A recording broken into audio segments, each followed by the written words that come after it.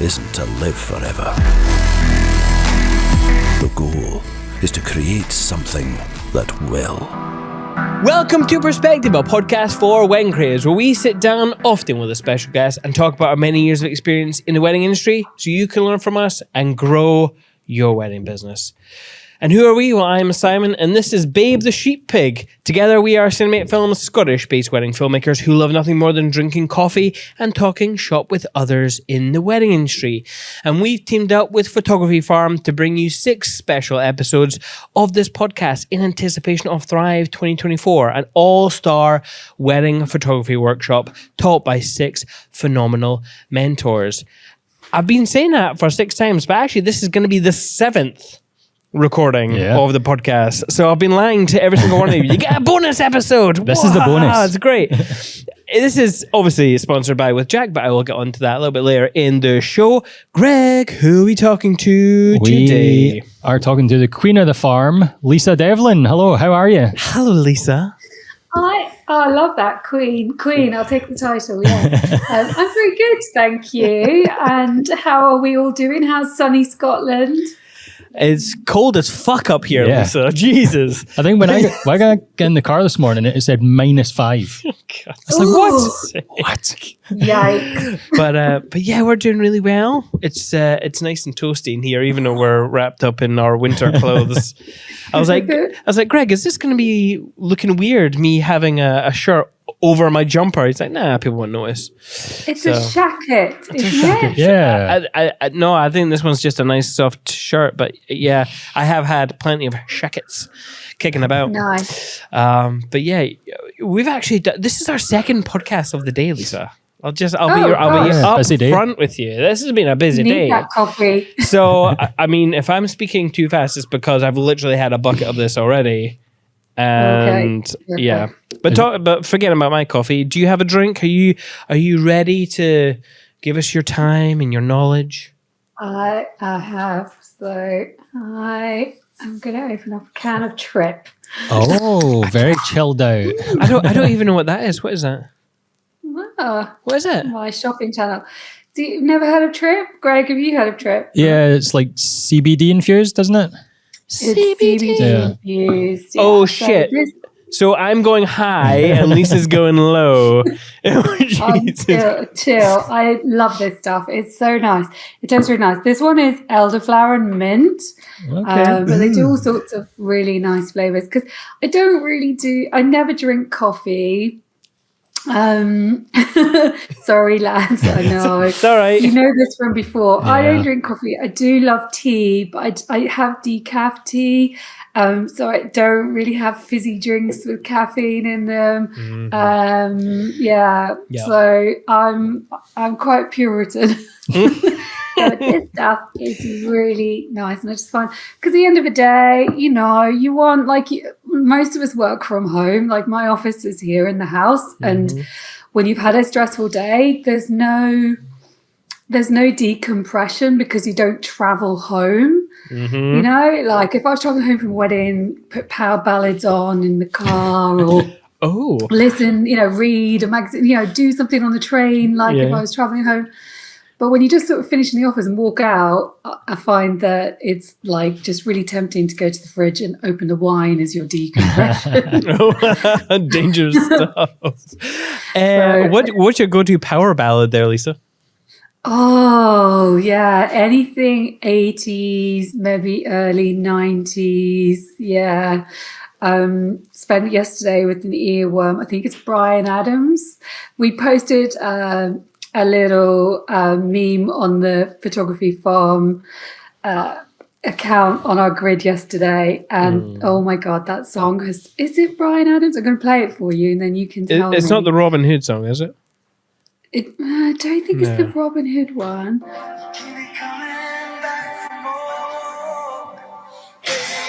Oh yeah, that one. Classic. Yeah. We're going to get copyright straight. We did a meme about Premier Inn beds. Yep. What's your go-to ballad, Greg? Power ballad. Yeah. Oh, I don't know. Mine's I would do anything for love, Bit of Meatloaf. but I won't do. Yeah, I do like Meatloaf. Yeah, Yeah. that's. I've had that song stuck in my head for I a while. don't know. I would need to give it more thought. I don't have one in the top of my head. A power ballad should The first just one be that comes kicking to my out with head your is The brain. Power of Love. It's the power of love. Oh, very Back to the Oh, Futures that vibe. which yeah. one? Is that you thinking about the Huey Lewis? Yeah, yeah. Yeah. Is that yeah. a power No. ballad though?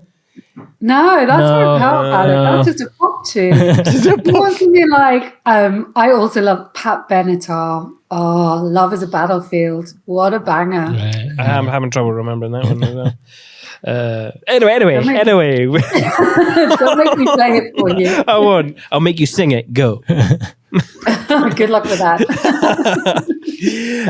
Well, I'm down for a little bit of peer pressure. So maybe if people come to Thrive, they can get Lisa to sing for them, maybe on stage.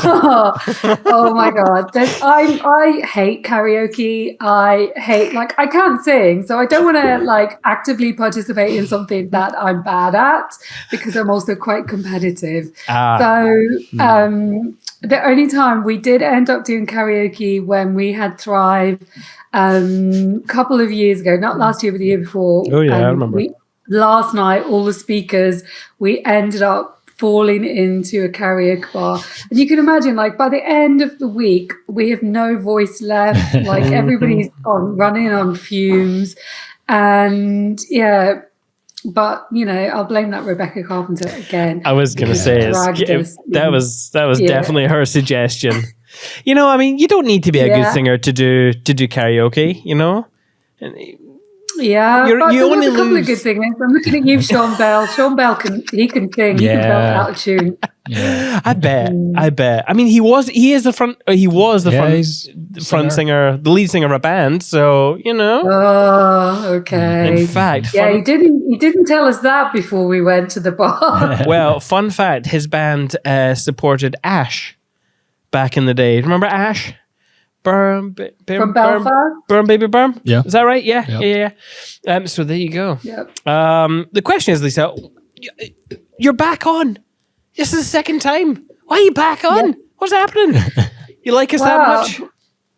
I do, yeah. I can't stay away. I just want to hang out with you guys when I'm not working, when I'm not running around Thrive. And, you just want to chat, and I'm like, I gotta check this thing and help this person, and it's so hectic. So it's just nice to hang out when I'm chill. Yeah, I'm drinking my trip. it is always funny because I do tend to arrive early, so I can get people, as they're setting up, and you're always just like phew, phew, phew, running around crazy. Oh my God, yeah.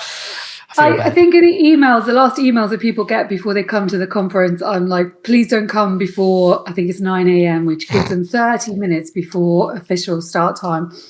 Because before that, it is carnage. It's just chaos. We don't get access to the event until the morning. Yeah. We can't get in the room until then. Classic was year before last, we were setting up in Brighton, and the person from the events team at the hotel just didn't turn up for work. So we had no AV. We had no screen. We had no projector. We had no sound. And, I was there from 7 a.m. trying to, so that gives us 2 hours. Sponsors got to get set up, make sure all the goodie bags are packed, all the chairs are nice, make it really nice. Because what I want to do when people arrive is just concentrate on hosting and welcoming them in. Yes. But no. Literally, as people were arriving, Sony were unpacking a brand new 100-inch TV that they got in an emergency dash to the venue. And yeah, this guy just did not turn up for work. So we had no microphone for the first talk, which was meant to be Sean Bell. And it's really quietly spoken. Yeah. And he was nervous anyway. And he was like, I can't do it without a microphone. So we swapped Magic, who projects really well. And I think if you came, you might have vaguely noticed the polystyrene of the TV or seen me sweating. But yeah, don't ever come early. It'll ruin the magic for you. Yeah. So let's go back a bit. So Photography Farm has been up and running for a good few years. You've done a few editions of the Photography Farm conference, but in the last few years it's became Thrive. So what was the inspiration behind sort of branding it as Thrive, and then what was the inspiration behind doing the conference as a whole? It's a good question. So we used to do something called Farm Week, which was 5 days of individual classes, all hosted at our original home, which was Ridge Farm in Surrey. And it was a lot to do the 5 whole days, and it was a lot of fun. But I tell you who the most fun it was for was the speakers, because we had private chef, we had a housekeeper, we stayed in the accommodation that was made for rock bands. So it potentially got to the point where I felt that we, behind the scenes and the speakers, were getting more out of it than the attendees. So I just had a complete mind reverse and decided I need to do the opposite. I need to base our events on the attendees. This isn't a holiday camp, and I needed to be respectful that if people were coming, investing their time and their money in us, that the focus was them. So that was the first catalyst. Then I went to Way Up North, the very first Way Up North in 2015, which was held in Stockholm. Yeah. And run by the guys.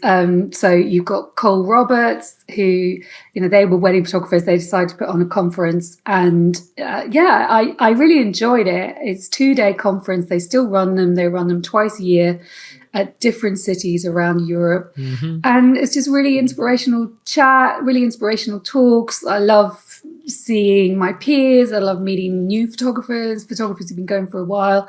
I found it really inspirational. But on the plane on the way home, the notes that I made, I was like, as someone in education, what did I take from this?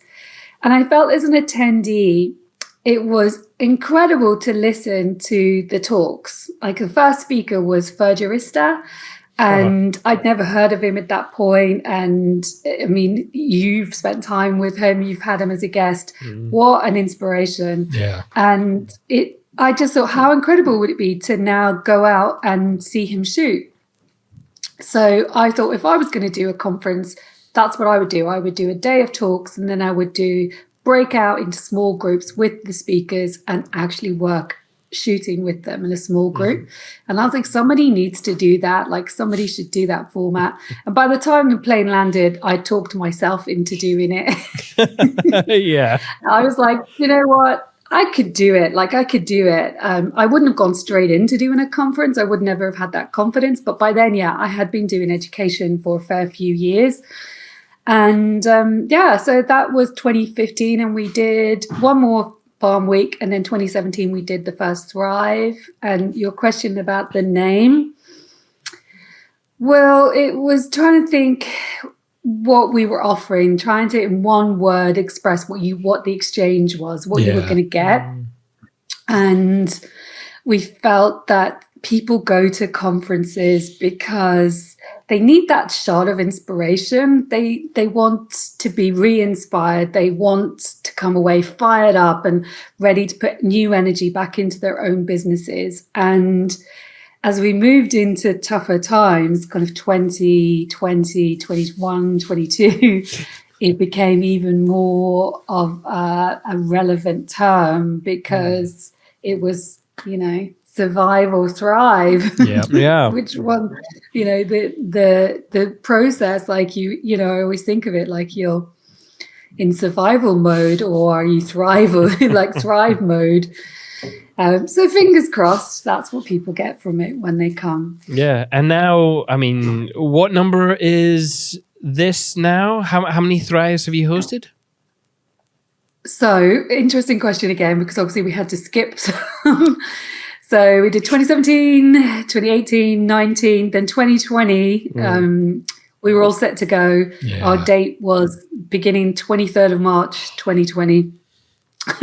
What an auspicious date, which is when the entire country went into lockdown. So we didn't host in 2020, and we couldn't host either in 21. So we came back at it in 22, which was phenomenal. Like I cried because that taught me a hell of a lot about our community and about business and about just, I always thought I had two businesses. When people say, what do you do? I had these really strong two businesses, photography and photography education. And I always thought if something happened to one, I had the other. So I felt really smug and secure in my two businesses. And of course, March 2020, the rug fell out from under me. Like both businesses were completely obliterated in the blink of an eye, really. And I just had this gut instinct right from the get-go. Like anyone I had conversations with right from that first week, I just kept saying, this is going to be 2 years. This is going to be 2 years. And so as soon as it happened, I knew that it was going to be a really long thing. And I don't know if you can remember, but people were like, oh, we'll get back to normal in a couple of weeks. Yeah. We had no idea, did we, what was ahead of us. So when we had to postpone the conference in 2020, I just did the decent thing and offered people their money back on the tickets, even though I had paid for everything. And it was like, it wasn't fair because everybody was in a way in the same boat. Like everybody was looking at a lot of adjustment in their finances. And I didn't feel that I could hold on to all the money. So I did immediately offer to send the ticket money back to people. And got messages coming in, people saying, thank you, having to refund, which was devastating. Yeah. It was just devastating. I had panic attacks, which I haven't had since I was like a teenager. I thought we were going to lose our house. I thought we were going to be ruined. My corporation tax was due. It's always due straight away after Thrive. And that no pandemic was affecting the inland revenue. Yeah. It was terrifying. And then these emails started to come through from people saying, this must be awful for you. I really feel for you. I choose to leave my money in. Yeah. And was that a savior for you? And it was amazing, and they kept leaving the money in. Some people eventually did take money out, but there was a hardcore group of people who left their money in for that conference. And that's why Farm still exists now, because we wouldn't have survived. We didn't get insurance money, ongoing battle that Hiscox just kept refusing, of course, like everybody else. So it would have been the end 2020. We wouldn't have come out of the pandemic with Farm existing. And so when we hosted the conference eventually in 2022, I was a mess. I was just so grateful to those people that I could see sitting there. I saw the people that had that faith in me, and it wasn't because that I was looking at a bunch of millionaires. There was people that had been to us before, and just they understood what it meant if I had given all that money back. Yeah. Well, the question is, what's been your favorite conference so far that you've put on? Picking your favorite child. Well, I'll say this: that may or may not be a trick question. Oh God. Okay. Yeah. I mean, I couldn't. There isn't one that stands out to my mind. That Lisa, the correct answer is Thrive 2024. That's going to be my favorite. I mean, potentially, because I would say at this point it was definitely 23, because I feel like I was just so grateful for there being no pandemic or technical hitches. It was like the lack of AV when we started. I think from our end it was incredibly slick, and it was the first year that we properly introduced merch, which was a lot of fun. Hell yes. It seemed to go down very well from an outsider's point of view. Loved the merch. Absolutely loved the merch. So we're going hard on merch for 24. Hell yeah. I still have your pair of socks. It's great. Yep. So good. Oh, they're so comfortable, aren't they? Yep.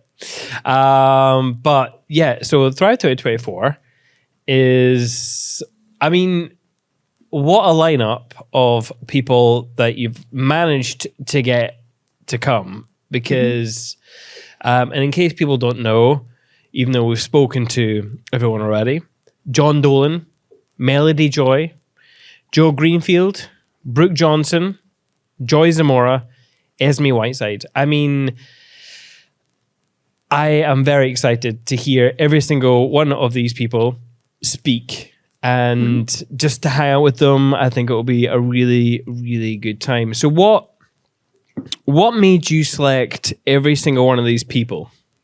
Big question. Okay. Big question. Big Whoa, question. Okay. Pour the coffee. So I started with John Dolan. Because, I mean, how full circle is this? I spoke at Way Up North in Vienna, and John was on the same bill. And we got on really well. I mean, I couldn't speak to him enough. Like, he is so inspirational to just sit and chat with. And his talk was incredible, really inspiring.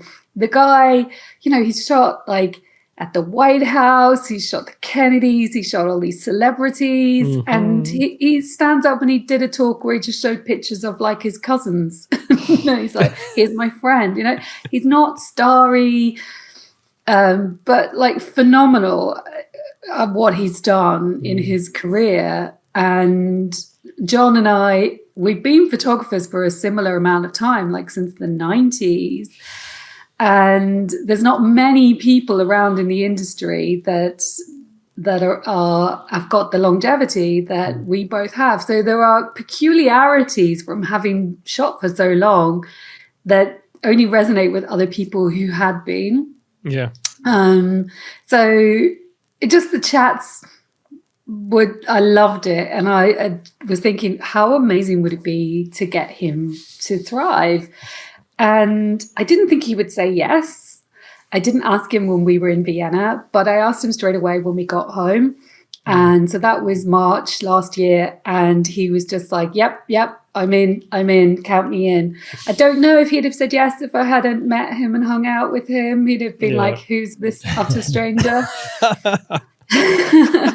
But then once I got John, I felt so confident because I was like, wow, like I've got John Dolan, like such a huge rock star. This is going to be easy. And it wasn't. It was my hardest year for doing the negotiations and speaking to people and trying to, there's always such a process to it because one of the first things I do is like poll our audiences. So I do polls. You'll see me in the Facebook group. You'll see me on our Instagram stories asking, if you could hear anyone speak, who would it be? Or who's your favorite photographer globally right now? All of those things. And I'm actually trying to get those like ideas on who people want to see, not just who I want to hang out with. Yeah.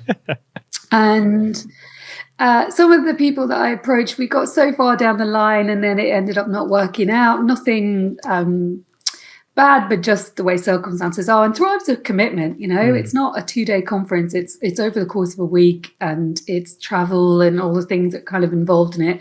Also, not everybody wants to do those second day sessions. They're quite intense. Some people, if it was just come do a 1-hour talk and hang out and drink beers, it would be a yes.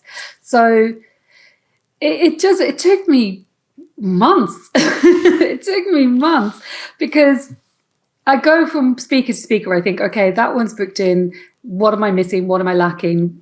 Who would do that? Who would do that well? Who's available as well? Who can make it work on their side? So I have a lot of conversations. But then once it kind of started to fall into place, it all kind of rolled really quickly then, and it became this particular lineup. So let me go through each one. So Joy Zamora was pretty high up there on my list of people that I wanted to get because funny, I'd listened to Joy a couple of times on some podcasts and I was just, again, the guy's got such a great energy and a lot of clarity around how he speaks. And I can imagine that he's just really easy to learn from and to shoot with because that's important for Thrive. A great aesthetic in his work. And, it's really interesting to get male speakers who are really passionate about the education side. They're not so driven by the ego side of standing up and talking to your peers. Yep. So I was really happy when he could do it. And Joy was great because he was just like, yep, that's it. sign me up. What do I need to give you? Sent it all straight away, like straight back. He was like, I'm at an airport. I'll send it to you. Profile pictures. I need a bio. Just send it straight to me. Whereas I'd been talking to other people for literally months and couldn't even get an answer out of them. So he was such a relief. Yeah. And then that kind of boosted me up to give me a bit of confidence with the rest. And then Melody. So we got Joy Zamora, Melody Joy. Melody, I'm a big fan of her work and I've been following her for a while. And just that story of how she'd relocated to Edinburgh from America and reestablished her business like really quickly. Yeah. And she will talk about this at Thrive. She did a lot of it with quite clever techniques with SEO. And I think a lot of photographers find SEO a really dull, dry subject matter. Yeah. But seeing how Melody really made an impact and accelerated that and came over and, at the end of the pandemic and made that really big impact on the local market in Edinburgh. I thought that's so relevant if you're new or if you just feel like you need a boost in your business, you could use these techniques and re-energize your own business. And I thought she's so clever. Like what she did was really, really, really clever. And, just gets on with it. No whinging, just right here, roll sleeves up and get on with it. I love that kind of person and educator. Yeah. I think, I can't even remember when we found Melody, but it was pretty early on. Yeah. Like when we started the podcast, she was still splitting her time. She was still splitting her time. So we do have a past episode with her. Then we did that shoot with her. Oh yeah, that's right. And it was just really fun to just do a styled shoot in a random place that I can't tell people where it was. But yeah, she's just such a lovely person to hang out with as well. Yeah. Well, I worry that sometimes when you get like American or Australian speakers at a conference that someone would be sitting there and thinking, yeah, but that's fine in America or Australia, but that doesn't work for me in my local market. So it's super interesting that Melody brings that American energy, but she's making it work in Scotland and London because she's not just shooting in Scotland. So when I persuaded her to do it, she wasn't an immediate yes. Oh, really? Oh, yeah. I mean, standing up and speaking is terrifying. Isn't it? It's one thing having a little natter like this. But yeah, it is. So it wasn't anything, she was thrilled to be asked, but it was definitely, I had to sweet talk her into it. So then when we got Melody, after that, I went for one more American because I have the biggest soft spot for Brooke. Brooke Johnson. I knew she would be a bit of a wild card, like the dark horse. I think of her as the dark horse of Thrive because she's maybe not got a high profile here in Europe. But she has been to farm a few times, probably one of our most regular educators. So she's been over a fair few times and she is magic. Yeah. She's just magic. She's like celestial. She's so magical. What a perfect way to describe her. That's celestial. That is, she really is actually. I had never heard about her until obviously she came on Thrive, and then getting to speak with her, sitting down, and actually even before having her on the podcast, looking through her work, her website, like seeing what she did and what she created. I fell in love with her work. Yeah.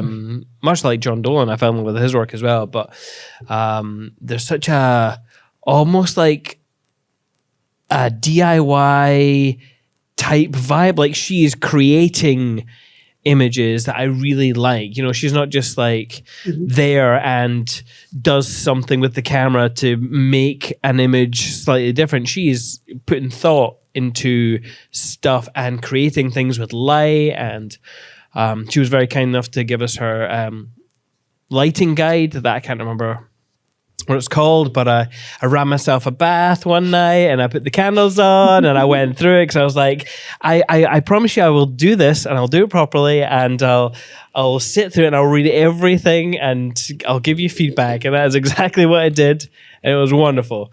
I still need to tell people about the lighting guide, but I will get onto that, Cool. when I actually do it. I don't know how much you know of her story, but when I was first aware of her, she would, because she's in Utah, so brought up Mormon, like very big Mormon community there, and weddings are very different within the Mormon community. Very traditional. People get married very young, and they do a very set thing on their wedding days. And they would have these portraits in very obvious places, and it's kind of cookie cutter, and everybody does the same and ends up with the same pictures. And she was working in that market and was just fed up with it and wanted to completely change. So she took every single thing off of her marketing, off her website, off all her social media, and she did one shoot. She put together one shoot, which was as if this was like, I'd love to know the year. It must have been early, way before elopements were so fashionable. And she got this couple to elope near her in Utah in beautiful landscape. And of course, they were stunning, beautiful couple. Starts off with them in the bath, naked. She has a thing for baths. And then the guy cooks eggs in the kitchen, and she sat on the kitchen worktop, and it's sexiest thing around. And then the girl the next part of the story is she's cutting up her mother's wedding dress, and like the dog is sitting on the edge of the dress. And then they go out into the desert, couple of friends, bottles of whiskey, have a ceremony, have a party. And it was just the edgiest, rock and rollist, like just the pictures were sensational. Everything was beautiful. And that's how she relaunched her business, with this one shoot that she had orchestrated. And it wasn't even the time. You either had like style shoots, like style shoots, or you had weddings, and she just merged the two, which was so smart. And when people found out that it wasn't a real wedding, they kind of lost their minds about it. And years later, I found out that the couple broke up that night. It kind of broke me a little bit, because I loved the shoot so much. But when I saw it, that's when I first got her over to teach at Farm. And I believe it was the first time she got a passport. Oh, really? Wow. We'll ask her when we get into Thrive. But, she was just like, okay, yep. She'd never heard of me, never heard of Farm. And she came over, and I had no idea. Like, they didn't even want us picking them up from the airport, anything like that. I was like, we were just sitting there waiting. And she turned up, started cooking herself some food, just was phenomenal. And I was like, okay, you're fine. Like, I don't have to worry about you. And she's a great educator, just a great educator. So I thought that, I bet that she won't sell many of her sessions in the run up to Thrive, but once people see her speak and see her talk about her work, a bunch of people will want to shoot with her, because it's such an inspiration. Yeah, definitely. And if you're listening to this and you haven't listened to the rest of the Thrive episodes, and especially, if you haven't seen Brooke's work, like, it is phenomenal. Go to her session, please. Yes. It's wonderful, please. So they have my two British girls. Finishing up, I can't forget my two Brits. Yeah, so Joe Greenfield, like, every time we did those polls, people always put Joe's name forward. Always. I think, and I've been thinking about it even today, like, she is definitely a grafter. Like, she just gets on with it. And again, in the pandemic, did we see her whinging and talking about how hard it was? No, we saw her do a rotation into shooting video and offering video to her clients as well as photography, and making that work for her. And what I love about her is, she's just really honest about how she did it all and was editing things in iMovie. And, it's like the accessibility of it. There was no elitism to it. She's first to say, spade's a spade. It's like, just Beautiful, beautiful work. So she was a no-brainer. She really was. It was like, I was so grateful that she could do it and that she wanted to do it. She's been to Thrive. I still have to refund her ticket because she had a ticket for this year. Oh, really? And I was like, yeah. So she had bought one of the early bird tickets and I was like, well, I think I want to change you from a ticket holder to a speaker. Oh my God. And she took a lot of persuading. She was like, I don't know if I want to do it. I find speaking so hard. And I was like, look, Thrive is comfortable and friendly and it's not scary. And then TikTok. So let's talk TikTok. My last thing, I really wanted to get someone who could talk about TikTok because people ask us about TikTok all the time. Photographers want to know how they can actually book weddings through TikTok. Yeah. So not all of the really sort of performative stuff, but how can I actually find clients on TikTok? How can I get booked through there? And Esme sprung to mind because in the pandemic, that's how she grew her business. She harnessed TikTok. She showed up on there. She still does and has a great following on there, but she actually books weddings through TikTok. So it's not just about gathering followers. Yep. It's about getting clients and it's smart and her technique is smart. So that's why Esme sprung to mind. And of course, another huge fan of her work as well. Her work is stunning and beautiful. And I like that she walks on the dark side, you know? Yeah, absolutely. Yeah, what a lineup. I know. Yeah. I'm thoroughly looking forward to it. And as Simon says, we've been talking to them and you'll see those episodes so informative and interesting. So for people, you've touched on it already that there's the talks and there's the sessions. For people who haven't maybe heard of Thrive or been before, give us a breakdown of the format of the conference. Like how does day one and day two complement each other? So yeah, day one is the talks. So we've got the 6 speakers. You will hear 6 talks. So you just sit and you listen. We have lots of breaks and it's like taking little things away from each talk. I work hard with the speakers to make sure that it's not kind of overlapping too much, that there's enough content for everyone. And the general thing is that, it's going to be really inspirational and give you that inspiration catalyst that people want. And then on the second day, they can buy individual sessions with each of the speakers. Now, always when we've done Thrive, I've said to them, you can do whatever you want with your sessions. And I don't know if you remember, Jen Moa did some business mentoring with some of hers. We've had people play with the format, but almost everybody chooses to shoot. And to sell them as shoots is the obvious and most easy thing to do. And like I said, when I thought of the whole thing with Way Up North, it was that being able to just go out. I want to see you shoot. Okay, you're in Mexico, but I want to see what you would do in the kind of places that I have to shoot in. And that's always been the most fascinating thing about Thrive is seeing these people shoot in these locations. But John Darwin has chosen to do something different with his session than shoot because his thing was, I don't want to just teach people how to shoot. I want to teach them how to think about shooting. And so we come up with, him and I got on a couple of calls and chatted this out and came up with the idea of fireside sessions. So, it's going to be working in a circle, everybody contributing. There will be some shooting to it. He has got plans for that, but it's not going out and shooting a couple styled in wedding outfits. Yeah. From all the conversations I've had with John, I know that is potentially 90 minutes that will change your entire career, potentially your life. Yeah. So I'm very jealous. I'm going to do my utmost to get to join one of them over the course of the week. That's my ambition. Which is going to be hard because most of the people who work on Thrive have signed up for them. Yeah. And you buy whichever ones that you want. So I always think of Thrive as like you take what you need.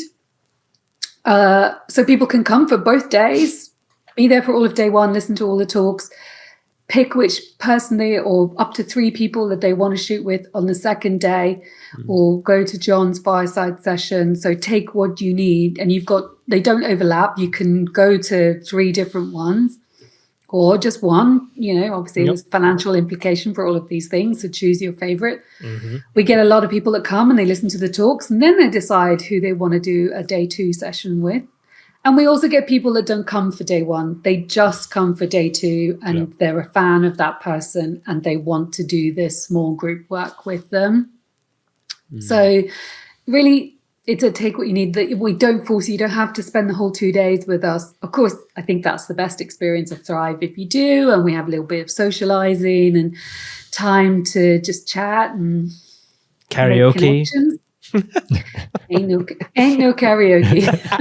Sadly, there's no karaoke machine on the Dunglass estate. Boo. Well, now that you mentioned Dunglass, so the previous years have been quite good because quite easy to get to, I suppose. City, both kind of like towny city kind of vibes. But this year, you've decided to go for obviously London at the Hoxton, Holborn. That is going to be city vibe, but the Dunglass estate, slightly different vibe. So it'll be really interesting, especially, comparing side by side how the shooters and how everyone interacts with the venues differently this year. Yeah. So what made you change it up?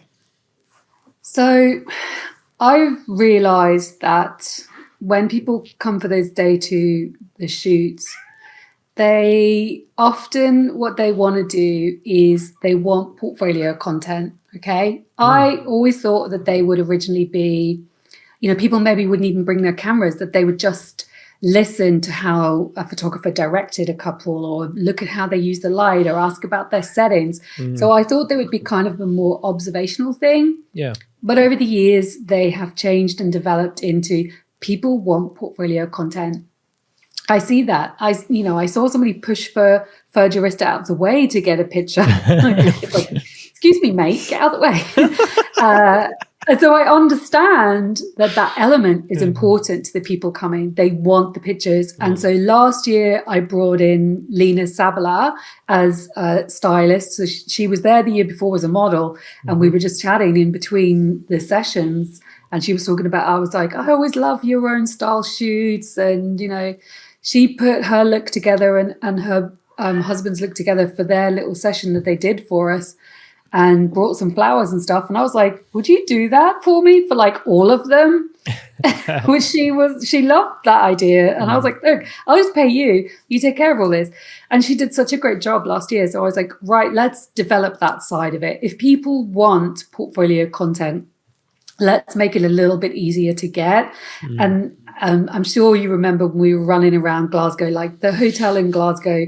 I love the hotel. The hotel is great, just really comfortable, and it's really easy. They've got a cinema room, and it was, literally turn up, plug in, conferences ready. Yeah. But around the hotel was interesting. Let's say the bad streets of Glasgow, thinking of Rebecca stepping over needles and rubbish and old mattresses in the streets to try and get those beautiful pictures that she's got, and her kind of desperately looking on Google Maps for somewhere that looked slightly elevated, or trying to book a really beautiful Airbnb that we could get to in time for everyone to shoot in.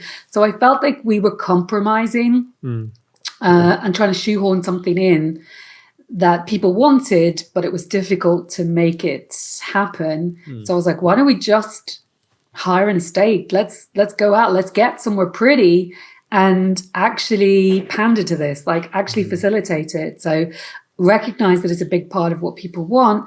And Dunglass sprung to mind because we've done one of our portfolio days there. Yeah. And the beautiful thing about Dunglass is it's an estate, but it's really compact. There's not a lot of distance between each of those really beautiful elements that they've got. So they've got a derelict church, they've got a little woodland, they've got a little pond, they've got some really nice buildings, they've got a walled garden and a old glass house. So, all of this that we used, it was really beautiful. But you could run between those really quickly and get a lot for your portfolio. And their facilities are great. And the beautiful thing about Dunglass is, we're not going to the Highlands here. We're not going to Shetland or Glencoe or the Isle of Skye. It is 40 minutes from Edinburgh Airport. I went on the train. The first time I went to Dunglass, I travelled from Brighton to Dunglass on public transport. It's really accessible. And that was important. Obviously, we didn't want to make it really prohibitive for people. It's really easy to get to from the north of England. There's a train that goes straight, like really close by. And it's like got nice accommodation nearby as well. So that was all really important. And it's just an excuse to go back there. That's definitely something. London, we booked a big fancy hotel and the streets around there are gorgeous. A very different vibe, very hipster, very cool, And this year you're doing it in reverse, right? So usually you'd end up in Scotland. And this year you're starting in Scotland and ending up in London. So simply because we need more setup time in Scotland. So we'll be up on the Sunday. We're heading to the estate on the Sunday and getting it all set up because there's no AV in place, because we have to figure things out. So that's the idea. So we, John Dolan's flying into Edinburgh and making his way there. Everybody's coming on the Sunday evening. So hopefully when you all get to us on Monday morning, we'll be like, oh, perky and happy and welcome you, because we'll have been there from the day before. Yes. That's the dream. All screens and all mics will be working. It will be flawless. Touch the wood. Yeah, we definitely came away from last year noticing the same as you, that people were hungry for that, like, portfolio content. Like, we were shadowing some of the shoots and we were like, some of these people were desperate for the content. Like, That's right. Yeah, there's been a shift in that direction, I think. I mean, it's simple business, like 101. You give people what they want. If there's demand, you supply it. So, and it's fun. Like, I have to say that the missing element was Lena, because that coordinating models, finding models, getting all the outfits together, just there's so much that happens. People pull out last minute from modeling, and, all the outfits have to fit, and all those little things. She loves all that. Like, she is so good at it, really clever with it all, and has a great sense of style. She works with each of the speakers in advance to get like the mood board, to get the models for them. And, even Rebecca kept turning the models down because she had a very set aesthetic in mind. And Lena just kept going, and found two girls who were together, and they were engaged. They were great, bless them, because you have to be really patient. Doing 3 sessions over the day and people asking you to repeat something, you have to, it's not an easy modeling job. And they were great. And did you know what happened afterwards about this? That they ended up cancelling their wedding photographer and getting Rebecca. Brilliant. So it can be a good way to get, jobs. My God, Rebecca, you are cutthroat, man. Yeah, I feel slightly bad for the person that lost out. I mean, fair enough. Rebecca is amazing, so... Yeah. I think they just didn't understand that there was other photographers, like, you didn't have to have someone who was a fairly traditional photographer, that there was options, that there was other ways that could be really... beautiful, and their wedding photos were stunning. They were, to be fair, they made the right decision. So of course, you always do your research, and as you said, you poll people for who to get on the conference. Like, what, in feedback from attendees, has there been anything that stood out as being like the most impactful aspect for attendees? Like, what has there been any sort of feedback you've received that's been like, oh, right, okay, that left a mark? Oh, you're so good at these questions. I should do this for a living. So sometimes it's as simple as people being reassured that they're on the right track. Like, definitely heard that a few times, that they feel reassured that they were doing something and it maybe wasn't as complicated as they thought it would be, or they just find it that even people that they've respected and admired or have big followings on social media, it's like, well, they do things just like I do. So that can be a big element. And just rethinking how you think. I'm really into things like metacognition and how the brain works and how creativity, the science of the creativity within the brain. And sometimes you're watching people in these talks and you can literally just see the cogs kind of, it's as if they've been freewheeling, but they link together and they just start to turn. Yeah. And we still get tagged. Even now, I'm still getting tagged in reels and grid posts from content that was created at Last Thrive, and photographers talking about it. And even just today, somebody was talking in his reel saying, it was just such phenomenally good value education, best education I've been to. And because we are so focused on education, I hammer it to the speakers. I don't want fluff. I don't want talk about your journey. I don't want, that's like, I don't want endless slideshow of your kids and your beautiful life. It's like all killer, no filler. Yeah, absolutely. I mean, that's why you get them on this podcast, because if people want the fluff, you can just listen to us talk about their life. There's loads of fluff on this podcast. We give you all the fluff. Wait. Wait, hang on. What was that nickname that you gave us? Oh, Fluff and Waffle. Fluff and Waffle? That's it. How did that pop into my head? That was fucking weird. Anyway. I forgot about Fluff and Waffle. Fucking hell. You're like the two guys from the Muppets, like Waldorf and Statler, Fluff and Waffle. Oh, I always thought like Bert and Ernie. Hey, Bert. Hey, Ernie. Hey. You were always in their pajamas. What was that all about? Yeah. Yeah. Two roommates always in their pajamas. And always in separate beds. Okay.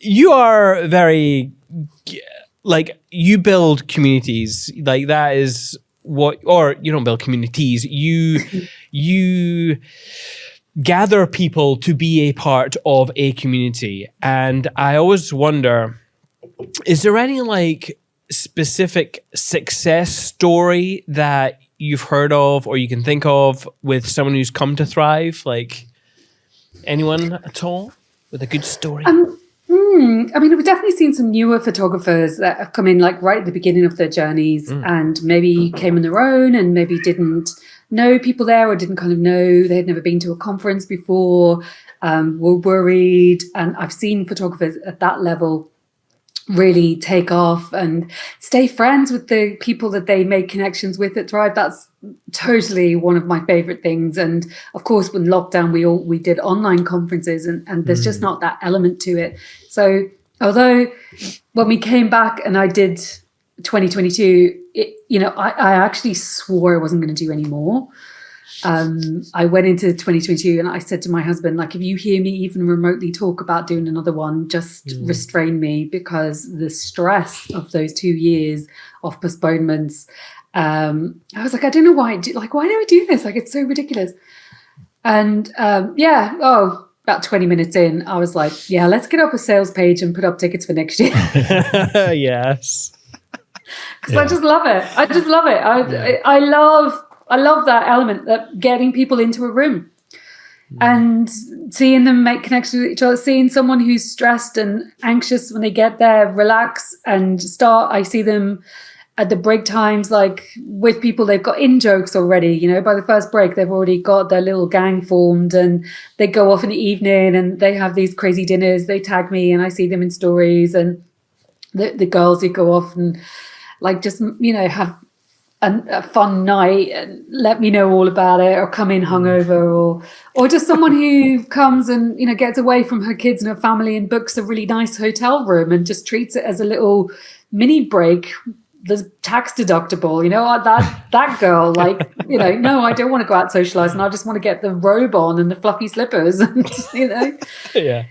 So in terms of sort of success stories, I suppose I see people come back year on year and what they've had, and I can certainly think of like girls like the Canvas and Peach girls, and they'd said how much difference it made to them and how inspiring they found it, and the practical things that they changed in their business. For me, as someone who puts on conferences, and I've been to a fair few, I always think this: it's the easiest thing to stand up at a conference. It's so easy. I see it all the time. It's such a cheap trick to make people, the attendees, cry, right? It's actually really easy.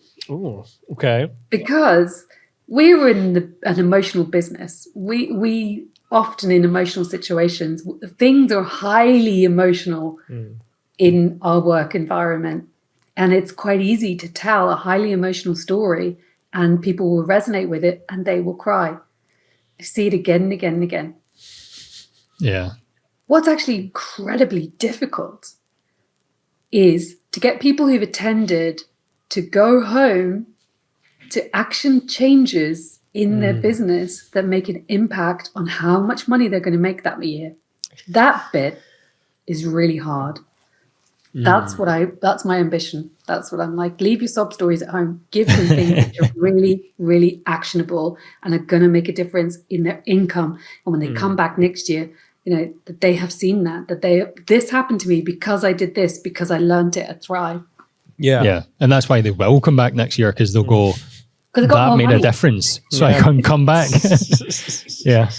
But it takes a specific sort of person like yourself to be able to organize this scale of event and everything. Like what are some challenges over the years that you've faced? Like I'm thinking of reaching out to specific guests and getting pushback. Like what's some big challenges that you've had to overcome in putting on these events? Oh, I mean, AV is classic. It's just always, we're cursed like Thrive. Like it doesn't matter what I do, there seems to be a curse on it. We nearly lost a speaker. That was fun. So to death? I would say one of the funnest things that you never see is the Wednesday. So the travel between the two locations. There's been a lot of adventures on that day. And we had a photographer from Germany, to Neugen. Do you remember two filmmaker? Oh yeah. That was Edinburgh, but the Biscuit Factory was well. Yes. Yeah. So we had done down south when we travelled up to Edinburgh. We all travelled as a group, and for some people like Jim Pollard and people like that, they used to fly in business class everywhere. And I'm like, so we're going to go on this thing called EasyJet. And, it's a bit of a struggle with it. There's no business lounge. There's no perks. It's like we're taking it back to basics. And but it's kind of fun. Like I think it's fun to look around the EasyJet plane and see all these like international jet setting destination wedding photographers trying to deal with the fact that they're on EasyJet. So our flight had been called and we were running down to the departure gate, and Tu said, "Oh, I need the toilet." And our flight had been called. Jen Moa has this anxiety about traveling, and she just goes to the gate as soon as she possibly can. So she had already gone. The rest of us were chatting and walking down to the gate. He said he needed the loo. So we waited like a little while for him. We said, we'll wait for you at the last point. Waited and we waited and we waited. And there was no sign of Tu. And we couldn't possibly have missed him. He couldn't have gone past us. And in the end, Gabe McClintock ran back and pulled him out of the loos. Like, we were the last ones on the flight. Everyone was tutting. The captain was stood like this. Like, they were practically about to take all our cases off. And Jen had kept saying, no, they are coming. They're my friends. They are coming. And to this day, I don't know what Tu was doing. I have no idea. But he was like probably in there for a good 30 minutes. Can you imagine? For God's sake. Oh, man. Maybe he ate something. Maybe he ate something bad. I'm sure we've all got those stories. Oh, God, when you mentioned that, you'd almost lost a speaker, I thought you were going to mention Sean Bell. That time I had just left him behind accidentally. Well, that was at the end of the conference. That was at the end of the conference. I'll give you that. Yes, that's right. Do you know why that was? What? Because Rebecca was gun-ho? Anyway, Sean? Was Sean in the bathroom? I can't remember. We just kept forgetting him. I don't know why, but we just kept forgetting Sean. I feel so bad. I still feel bad for that.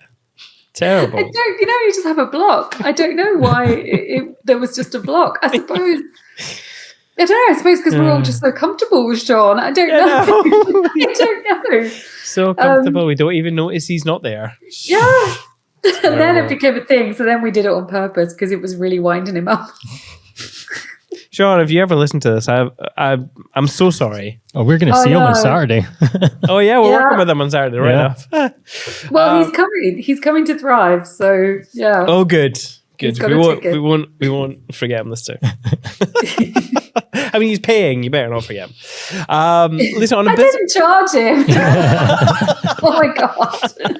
Fair enough. I mean, to be fair, it's not too far. It's not too far from him anyway. He lives near in his back garden. Yeah, it is. Practically, it's so close. So, but Sean will be a great asset because he was sending me pictures of because I forgot that there was a beach at Dunglass, and he was sending me some really good little secret spots to shoot in down on the beach. So I think he'll be a little bit of a secret weapon in helping the speakers to find where's good to shoot there, so that they're not faffing around. And like, I think he'll bring a unique perspective on it. So we definitely want Sean there. Oh yeah, absolutely. We won't forget him. We won't forget him this time. Sorry, Sean. Hey, I'm Ashley from With Jack. I'm one of the sponsors of the Perspective podcast. With Jack helps to keep photographers in business by supporting them financially and legally if they have problems with a client or they make a mistake in their work. We've all had that fear of our CF card or our hard drive failing and losing important photos. You can find out more at withjack.co.uk. Head over there and find out how we can help you be a confident creative. Lisa, you mentioned that you love to get everyone in a space to help them learn, but like, I always think surely marketing an event like this is such a challenge. How do you go about marketing for Thrive? Is it easy? Is it easy? I don't know if anything that we do is easy. But that's good because that means not so many other people do it either. Yeah, very true. Yeah. I used to plan it all with just sticky notes and notebooks. You did not, did you? I swear to God, I am not a spreadsheet kind of person. I hate, like, the less screen time, the better. I still work with notes and pens and paper. But I met someone who is a productivity expert, and she said that wasn't the best way to organize a conference. So she got me involved in and taught me and gave me a lot of education about how to use a lot of productivity tools. And now I love a spreadsheet. So yeah, we open up and we duplicate and make another spreadsheet each year. But in terms of marketing, a fair few tickets go to the previous year. So that was a good move. I don't know how I thought of that. I suppose I saw other conferences do it. But before we've done anything, we open up ticket sales. And that's before I've booked a venue. That's before I've booked a single speaker. So people are buying on faith. Yeah. They're buying on faith that it's going to be, a good lineup and that good venues and that it's going to be even better than the one that they're at. So that works really well for us. Thrive sold about 70% of ticket sales from that method. Oh, damn. So day one was 70% sold out just from the previous year. So there isn't a whole ton of day one tickets left to sell. And then day two kind of depends. So we do that wave of announcing the speakers, and then that brings in people wanting to shoot with them, and that taps us into their audiences, not relying just on our own. So that's another way of marketing. But we're kind of at the point now, we've just finished our final discount that we ever do, which is the Black Friday one.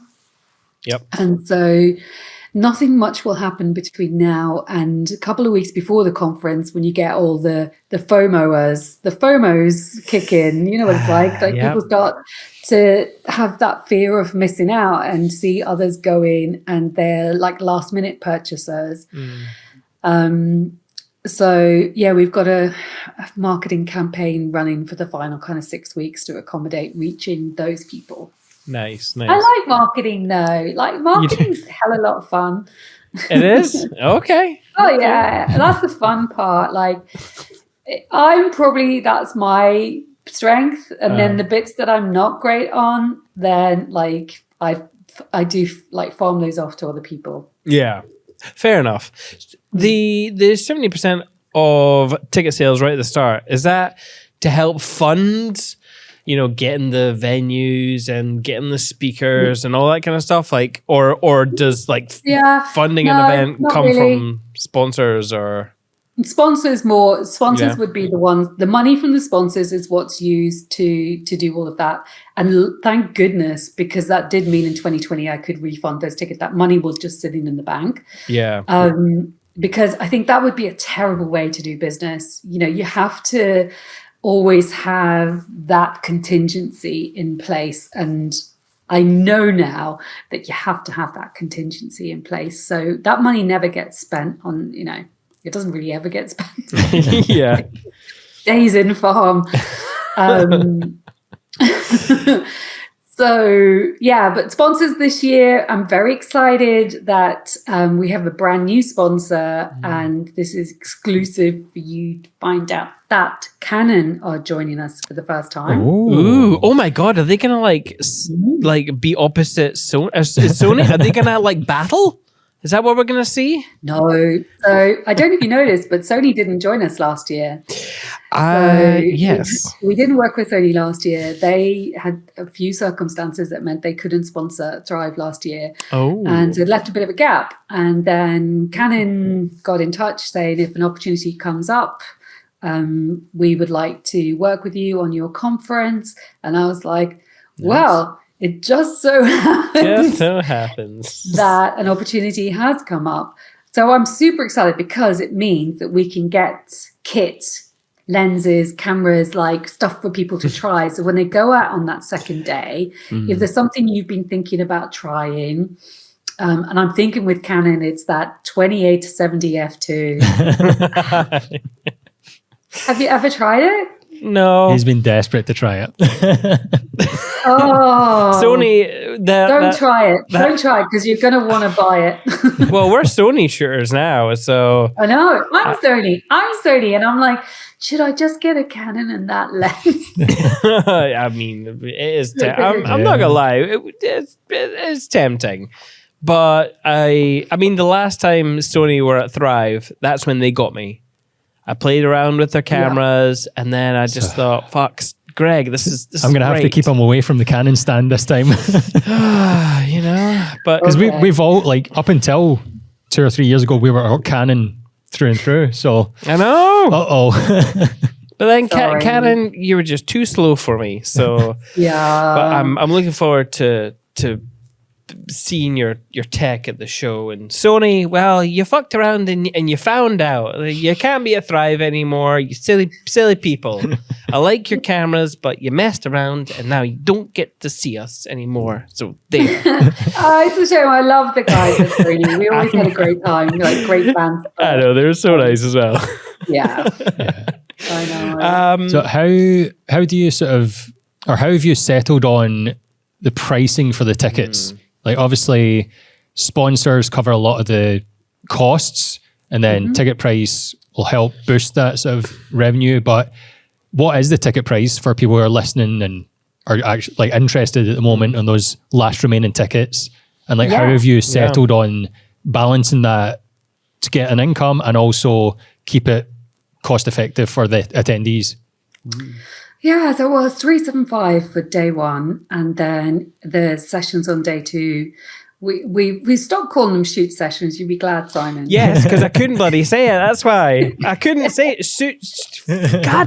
Shoot sessions. I finally mastered it. There you go. Shoot sessions. Well done. Thanks. Those day two sessions are $250, I believe. You've got me there. We did put them up slightly this year. So because that revenue is shared with the speakers. So that's partly how I managed to lure such high caliber speakers along, is that their fee is bolstered by their share of those day 2 sessions. Yeah. And again, just for marketing, it means they've got an incentive to sell their sessions, and tap into their own audiences. They've all got really decent following, and probably more than Farm. Like Farm's never had a huge following. So good question. I was going to quickly check the website. And give us the price, and then let's remind people that you can buy them right now. There's a small amount of tickets left. So finish this episode and then go. There'll be a link in the show notes. You can go and buy your tickets. Yeah, Fantastic. Especially Scotland. We're a little bit behind on Scotland. We traditionally always did really well in Scotland. But this year it's been slower to sell tickets in Scotland, and maybe it's because we're out on the estate. Maybe it's a bit less accessible, but it's definitely going to be worth it because it's going to be so much prettier. Oh yeah. Maybe we've rinsed Scotland. Maybe you're fed up with us. Maybe you've you're done with Farm. I don't know. So potentially thinking next year, do we go to Scotland, or how dare you? What? Well, if Scotland's done with us, maybe we should go. This is come on, Scotland. Come on. This is just Lisa being the marketer. She's trying to make us scared that we're going to lose Thrive. That's right. If you don't turn up, we keep getting asked to bring it to Northern Ireland. So it's only a half an hour. Yeah. Come on. Oh, Ireland. Not even an hour's flight from Glasgow, is it? Yeah. Right, yeah. Your face. Or we just do a 2-day conference like this. It doesn't, why do I do this to myself every year? Why do I do the 2 locations back to back? I mean, I do it because it's a hell of a lot of fun. But, my idea with bringing it to Scotland was that not a lot of other people, I don't even know of another conference in Scotland for wedding photography. Yeah. The wedding industry. I don't know of one. England's obviously got a fair few. We've got a few to choose from, and then there's a few people doing them in Ireland. But for the size of Scotland, and for the amount of photographers there, and for the amount of people flying in to shoot in Scotland, I know it's incredulous that you don't have more photography education up there. I know. Yeah. So if you're listening and you're Scottish or you live in Scotland, get your finger out. Come on. Yes, come along. I promise that we will look after you. I promise it's easy to get to. If I can get there from Brighton on public transport, you can get from wherever you are. Yeah, absolutely. Scotland to get there. I feel like that might be it. It's just because of the change, I'm thinking, it's different location, different style. It's maybe just making people stop and think for a second. But yeah, I think once they get there, it'll be a good one. I love it. Yeah. Yeah, and I think now, the difference now, what we're looking at with photographers, you don't just need the portfolio pictures. You don't just need that. It's now behind the scenes, like BTS content of you. Imagine, the behind the scenes in Glasgow was, even if you had these beautiful people in this beautiful picture, then you'd have obviously these bits behind you, which were a bit rough a lot of the time. So even your BTS is going to be more beautiful because everything on Dunglass is gorgeous. Yeah. And if there's bad weather, we've got so many options. So it's interesting as well. What happened this year is a lot of Scots booked London. I noticed that as well. Yeah, there's a couple of people came down for that. Yeah. Oh, they're not going to Scotland at all. They're just going to London. Yeah. What we had last year was some people did both, which was fun. So because they wanted to shoot with more than 3 people, they did day 1 in one location. They did some shoots on the second day, and then they went to the other location to do some more, which was super fun to see these same people again. But this year we've got Scots who are just done with Scotland, and they're coming down just to London. Yeah, they want a holiday. I don't. Maybe, and I think doing it together, booking somewhere to stay, making a little trip out of there, and it is all tax deductible, and it is a bit of a jolly, so it can be. So I love that people would do that, and sometimes people are doing that with people that they met at Thrive that they wouldn't have known apart from meeting them at Thrive. So that definitely gives me a lot of thrills when things like that happen. Yeah. Yeah. Sorry, Greg, I've just erased some of these questions here because I feel Just like took the words out of my mouth. I've just taken them. I mean, if you want to ask them, Is that because we've covered them or we're running out of No, we've time? covered them. We're going through them quite quickly. I've duplicated myself. I'm just going to highlight, I forgot you had a cat. It caught me out earlier and I heard the meow. It was like a baby crying. What was that? I know. I meant to feed her before we started so that this wouldn't happen. But now, yeah. And it's funny because she didn't used to meow, but recently she started to meow a lot. Yeah. All right. Well, Oh, sorry, Greg. You obviously host the events. Yes. So you're not an attendee. You're not like learning from these people directly. But what have you learned from hosting these events? Like what does it teach you? Oh my God.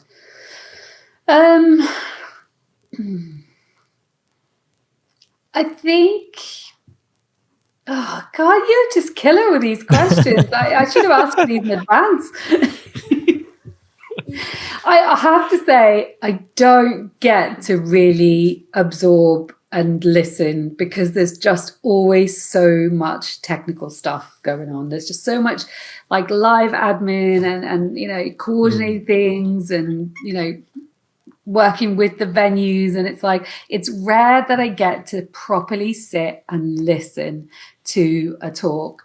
I usually just get kind of snippets here and there, which in one hand, I would love to go to Thrive. Like I love going to conferences. I love going to things that I've not organized.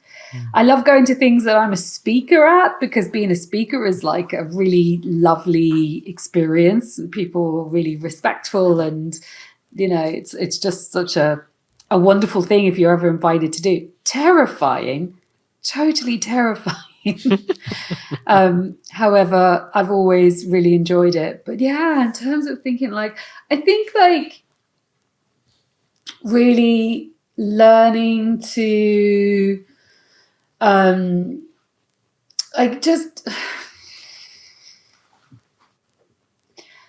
enjoy your business more, you know, like it shouldn't feel, if you're getting to the point where your wedding photography or the wedding videography business, it's stressful all of the time, then you need to look at what you can fix. Because, you know, there's that meme where it says, you know, I gave up my 9 to 5 to work 24/7. Yeah.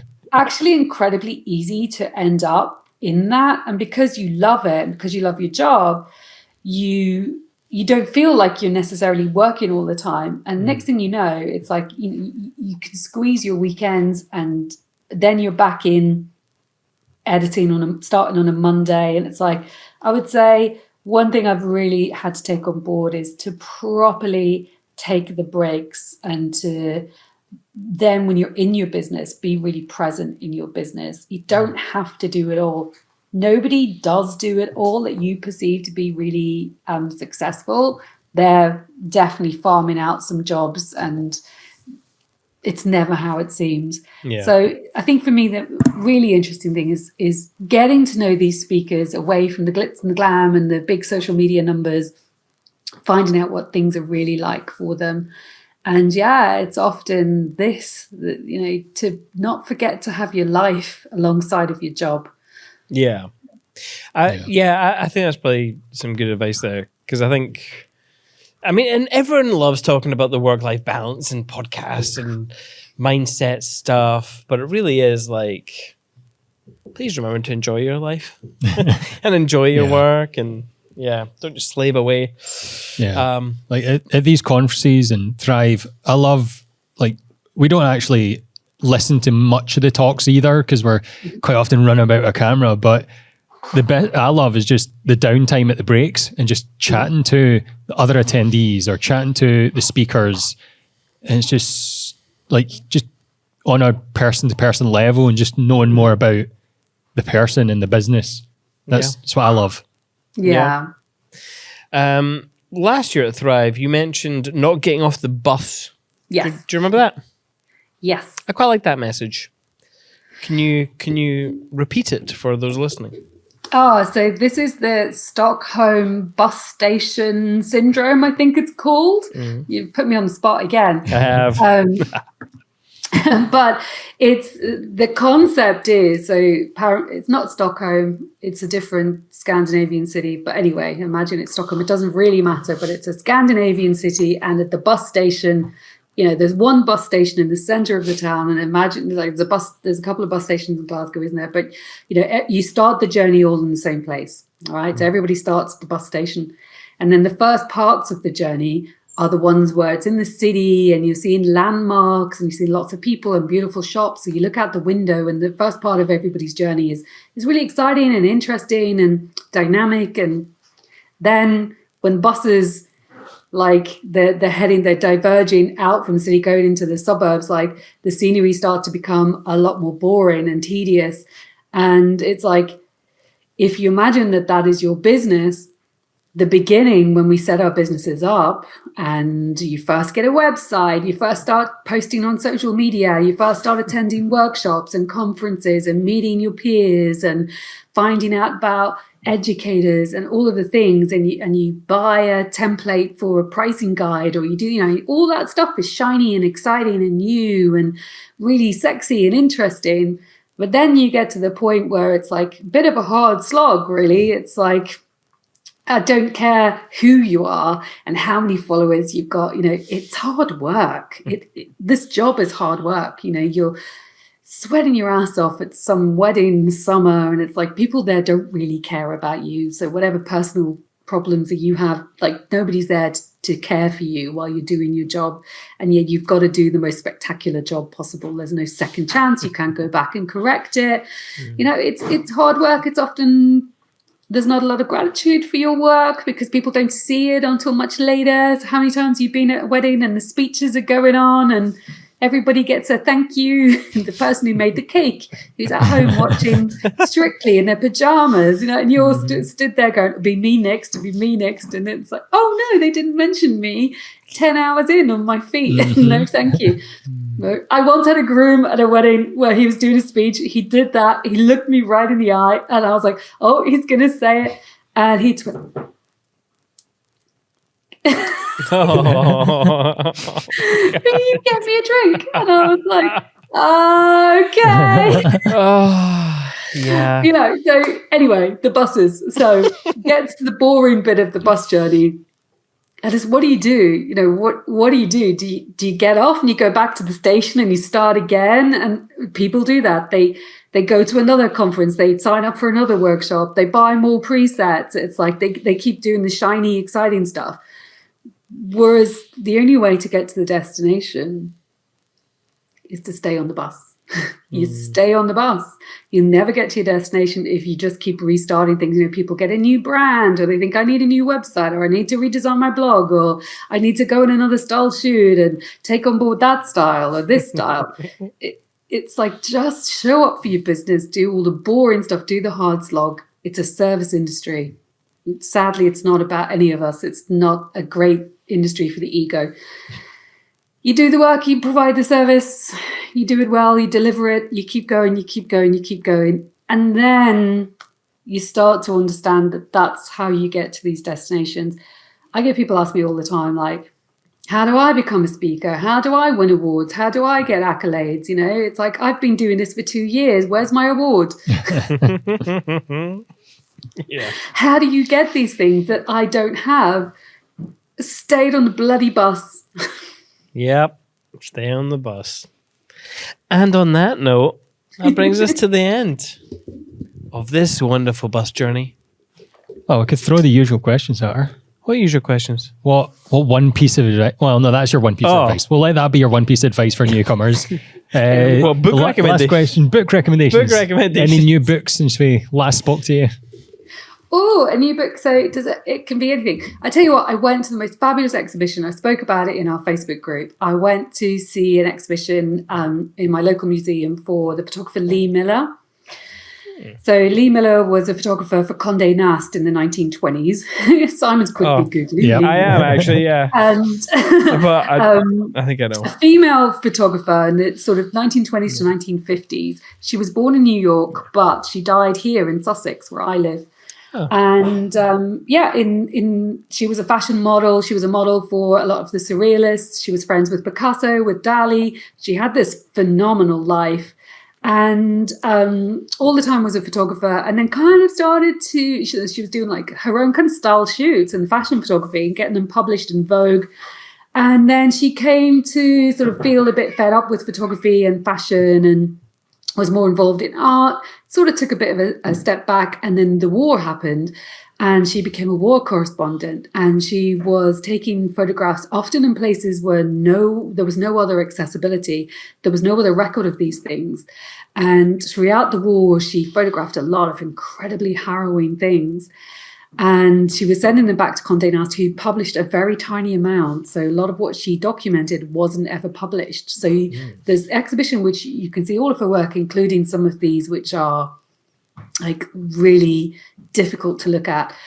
Pictures. She was one of the first people to step foot into the concentration camp at Dachau after it was shut down, and images of that. And so there's an incredibly famous picture of Lee Miller in Hitler's bath.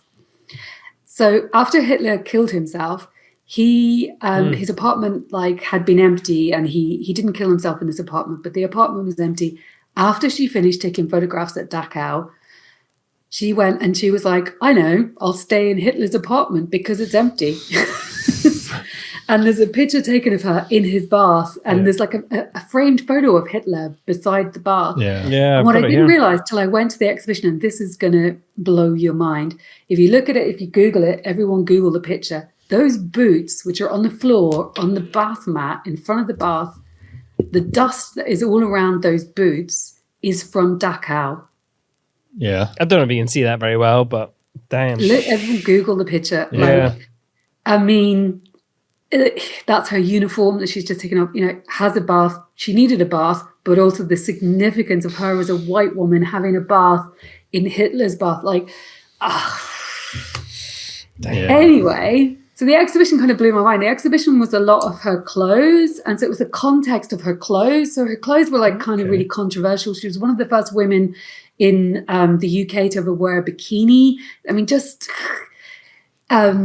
I can't tell you how thought-provoking this exhibition was. There's a fur coat in the exhibition which she spent a month's wages on, and had this, when fur was fashionable, and had this beautiful coat, which she gave to her brother, who was trans but never, ever came out or spoke about it. He was wearing that coat one day in New York and got arrested and had this terrible time. I mean,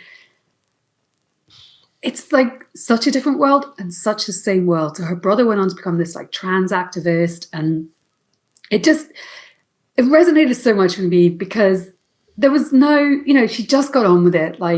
There's no, I haven't got the latest camera, or I haven't got this lens, or, the kit that she would have been using was so much more basic than anything we've got access to these days. And yet the pictures are sharp as anything. They're gorgeous. She obviously had such a great eye for both fashion and photojournalism. And yet she's nowhere near as famous as all her contemporaries. So the chauvinism and everything that we're still exposed to. So having been a female photographer for a few decades now, everything's kind of different, but everything's kind of the same. So I just bought the book. There's a book because I was I'd known her work and I'd known some of this stuff, but I hadn't known all of it. And I went with a couple of other photographers, and I said, somebody needs to make a movie about this woman because she's had the most incredible life. And then I, looked, it turned out Kate Winslet has made a movie about, it's called Lee, and it's due out, it should be out now, but I think with all of the strikes in Hollywood, there's been a bit of a delay on it. So I can't wait to go watch the movie because I think it will be fascinating to see as a female, as a photographer. And, there was just so many to it. So then I've just been kind of trying to take on board loads of it. So I read an interview with Kate Winslet about it and how she produced this movie. She doesn't just act in it. She brought the story to life. How that process of getting Hollywood to help with something like that, and that story, and all the barriers that she met with that. But I haven't opened the book yet. I'm saving it for Christmas. The book that you're referring to, is it The Lives of Lee Miller? No, so The Lives of Lee Miller is actually written by her son. Oh, okay. And that is what the film is based on. But she's got a book of her work which has just come out. And it's based Kate, it's based around the movie being released. And Kate has written a foreword in the book. I haven't got it here. I would tell you what it is. But yeah, it's literally just come out. Yeah. Cool. Just come out. But I've heard that The Lives of Lee Miller is fascinating. I just don't want to read it before I watch the movie. Yeah. Yeah, I suppose. Yeah. Damn. All right. Lee Miller photographs? Yeah. That's the one. That's the one. So if you're interested, you can get it on Amazon. It's not expensive. £22? £23. Yeah, great. Because obviously we're speaking to John Dolan, and we're like, his book's like £300 or something, and it was like 800. It was 800, and you can't get hold of it. He was like, my book's not available. He's like, my book's not available anywhere. Simon Googles it on Amazon. Somebody's selling it for £800. Oh, maybe I'll sell mine. I'm sure I bought it for it was £48, I remember, on Amazon about a year ago. Yeah, sorry. Will you sell it for 50 to us? I'll let you look at it. It's a great book. It is a great book. I even, sometimes when I drive to a wedding, I pop it in the car, and like if I'm early, I'll just sit and have a little flick through. Instead of flicking through bloody Instagram. I'm a book person, like photo books. Like I'm not an avid reader, but I love photo books, and I've got so many. And my daughter's just got into doing photography. She just applied to do an A-level in photography, and so I'm giving her this kind of crash course in it all. And I was like, right, here, let's pull out these books, and this is this person, that's that person, read this one now, read this one next. So I've been reconnecting with a lot of my photography books, and that's often when I ever feel stuck, that's the first thing that I will do. If I ever feel I need a boost in inspiration, there's a great book by Ellen von Unworth called Couples. I'm sure it's on the Amazon. And it's a good one it's just all couple portraits, but like really fashion-y. And so sometimes it's two girls, sometimes it's two men, sometimes it's like just two models who are on a shoot. It's just all kinds of ways of photographing two people together, and it's a good one for wedding photographers. Yeah. And you can get that on hardcover for $31.50 on Amazon. There you go. I by the way, this is one of my favorite things to do is quickly Google and see how much the books are worth. Are you putting those in your Amazon basket there, Simon? Yes, I've got a huge list, and Greg will get them all at the end of the year and be like, "Yay!" You should do that. That would be great. Like maybe if every speaker is recommending a book, maybe we'll get them all and give it away as a prize. Yeah. Ooh. Apart from John's 800. I know. Dang. I wonder if it's still £800. Anyway, Lisa, thank you very much for coming again onto the podcast. Yeah. And talking about Thrive. Do you want to remind people about buying tickets? Where can they find them? Obviously, we are on photographyfarm.co.uk. And even, when they do sell out, we often get returns. So even if you see that it's sold out, just DM me, I can add you to a list. But for now, we have tickets for both of the days in both of the locations. You'd be super welcome. And you got to come for the merch. The merch this year is going to be phenomenal. Yeah. Can't wait. Is there any... The talk are good, but the merch... Is there any of I can't even say sessions now. Any of the sessions that are low on tickets? Like, should MD move fast? John's have nearly all gone. So, of course, I cannot wait. I really hope. That's my big ambition, is that I get to sit and fully participate in one. Yeah. The few Joe's sold really well. They're all like, lots of people want to shoot with Joy. So there's still nobody's totally sold Yeah. out yet on all of their sessions at either location, but some are getting low on numbers. Cool. And I would just say, if you can't decide who you want to do a day 2 session with, is drop me a message. Like, I'm quite good at asking people, like, what do you feel you need the most help with at the minute? And then trying to, give you a good idea of which one I think would work well for you. Yeah. Yeah, Cool. definitely. Yeah, book your tickets. Book your tickets. Yeah, please come. If somebody's on the fence and they're just like, I don't know where to come or not, I feel anxious about it. It's like, that's the kind of person, like, I designed the conference for. I feel like if you're going to give us your time and energy and money and you're going to invest in us, we're going to invest back in you. Yeah. And that's it. Like, make you feel properly welcome and comfortable. And then you can concentrate on the education and the experience. And if people wanted to find more out about you, Lisa, where can they go? So I'm on devlinphotos.co.uk, and that is Devlin, Devlin, not Delvin, not the devil. Better the Devlin you know. There you go. And if you like Lisa so much, we have a previous episode where we talk all about her work and her in more detail. Yeah. So go back and listen to that. Unfortunately, it's before we were doing the video, so it's just audio, but still enjoy. And people can find us at perspectivebycinemate.com is our website. Did I say that right? At perspective. Yeah. Perspectivebycinemate.com. On Instagram, we are at Perspective by Cinemate, and YouTube at Perspective by Cinemate. Hit that subscribe button, and you'll find us wherever you get your podcasts. Thank you very much to With Jack for sponsoring the episode. Are you ready for Thrive? I'd hope so after this episode. And hopefully you've still got loads of podcasts to listen to from Thrive. So go ahead and listen to them. But get ready for a 2-day workshop. A 2-day all-star wedding photography workshop taught by 6 phenomenal mentors. The 18th and 19th of March at Dunglass Estate, and the 21st and 22nd of March at the Hoxton Holborn in London. If you have loved this conversation, like I said, hit that subscribe button on our YouTube at Perspective by Cinemate, or wherever you get your podcasts, and we'll see you in the next episode. However, In the meantime, enjoy your Thrive.